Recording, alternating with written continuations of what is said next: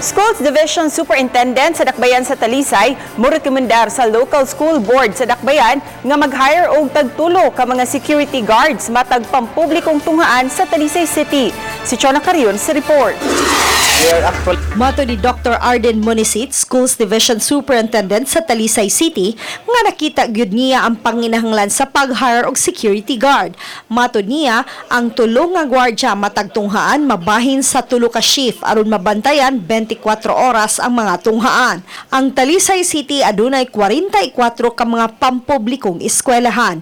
Gidugang ni Monisit nga iya na kining girekomendar pinaagi sa local school board. To protect the students, the teachers, and even the properties of the entire school.